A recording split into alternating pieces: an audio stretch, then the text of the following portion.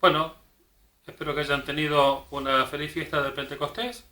Quisiera en este momento hablarles del módulo que vamos a ver a partir de ahora. El módulo anterior tenía solamente 15 páginas, 16 páginas. Este módulo es un poco más largo porque tiene 100 páginas. De todas maneras, no te desesperes, no te alarmes, porque este módulo lo vamos a leer a lo largo de 2 semanas.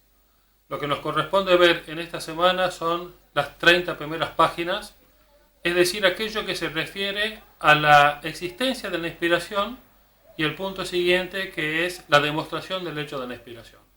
Son los dos temas que tenemos que ver ahora.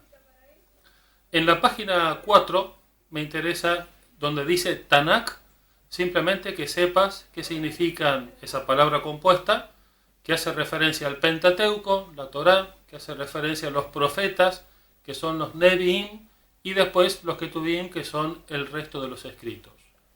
En eso me importa mucho más que tengas presente lo que aparece en la página 5, donde habla de la distribución griega, es decir, lo que conocemos como los libros históricos, los libros sapienciales y los libros proféticos, y después la división del Nuevo Testamento. Bueno, en el primer punto que tenemos que ver, que hace referencia a los libros inspirados, ante todo nos imaginamos ese momento grandioso en que, por ejemplo, los evangelistas, San Mateo, San Marcos, San Lucas y San Juan, bajo la acción del Espíritu Santo, pusieron por escrito sus evangelios. Esta inmensa realidad de la inspiración va a tener negadores parciales y negadores totales.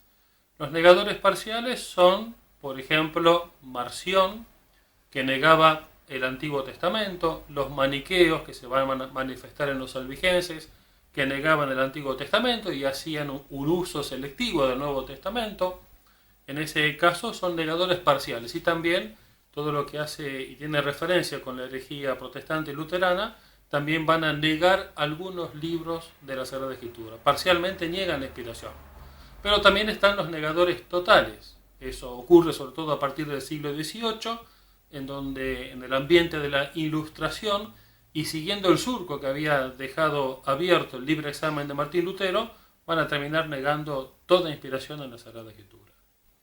Otro punto importante que aparece en este primer aspecto de la existencia de la inspiración son los criterios para distinguir los libros inspirados.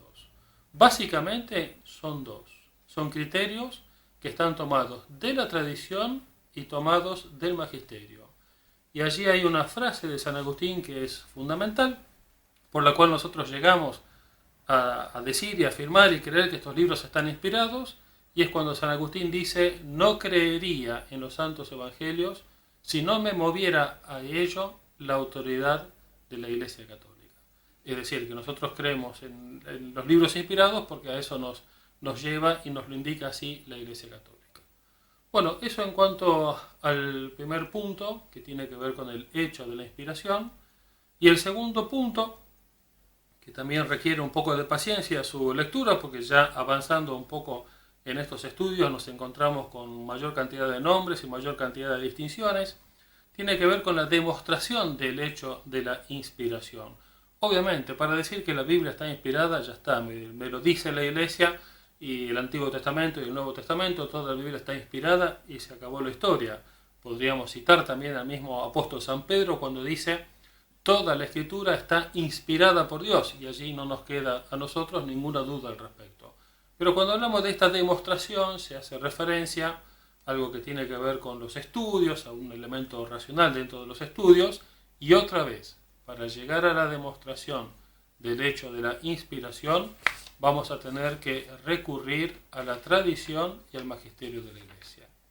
Y acá vamos a encontrar una gran cantidad de teorías que van a minimizar la inspiración.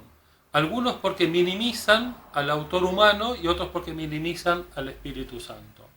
Para algunos es tan noble la inspiración divina que el autor humano, supongamos lo que decíamos recién, San Mateo, San Marcos, San Lucas y San Juan, los evangelistas quedan anulados en su función humana. Entonces el autor humano queda desplazado, queda postergado, queda como inexistente. Y por otra parte hay corrientes en cuanto a la inspiración que van a negar la inspiración del Espíritu, van a negar la acción del Espíritu Santo, y en ese caso es como que los libros existieron y recién fueron inspirados cuando lo reconoció la Iglesia.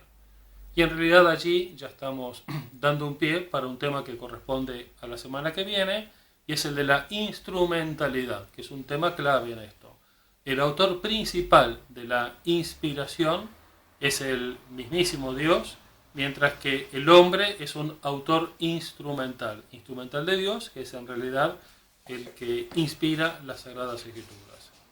Bueno, esta presentación sirva para alentarte a comenzar a estudiar este segundo módulo que habla de algo sumamente noble, y es la inspiración de los libros sagrados. Toda la Biblia, toda la Sagrada Escritura ha sido divinamente inspirada por Dios.